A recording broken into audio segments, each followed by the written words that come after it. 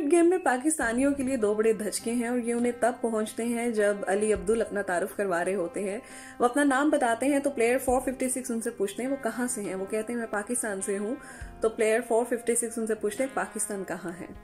और इससे बड़ा शौक तब लगता है जब इस सवाल का जवाब उनके साथी देते हैं और वो कहते हैं कि पाकिस्तान इंडिया के शुमाल में है। मुझे सबसे ज़्यादा ड्रामेटिक और एक बड़ा मूविंग सा मैं कहूँगी कि जो मोमेंट था इस पूरे सीरीज़ में, वो तब था जब वो मार्बल्स वाला गेम खेलने जाते हैं। And that time I felt के ये जो है ना बहुत ही ड्रामेटिक हो गया है, बड़ा इमोशनल, बड़ा मतलब जैसे आप खुद इतने इमोशनल और बिल्कुल क्राई जैसा सीन होने वाला है, जिसमें तमाम कंटेस्टेंट हैं जिनको पता है कि इनमें से किसी एक को जो है यहाँ पर मरना होगा।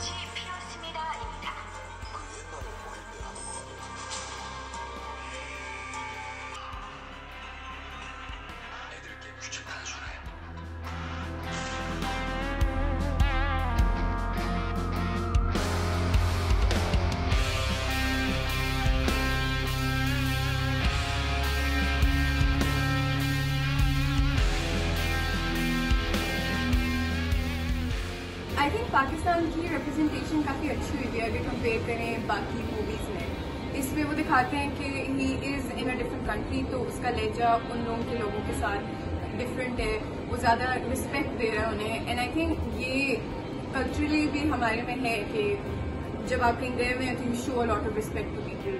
दूसरा जो मुझे सबसे ज़्यादा ड्रामेटिक सीन लगा है वो टग ऑफ वॉर वाला लगा है। वो एक बिल्कुल ही यूनिक चीज़ थी, बिल्कुल ही एक न्यू चीज़ थी और मेरे लिए वो ज़्यादा ड्रामेटिक थी।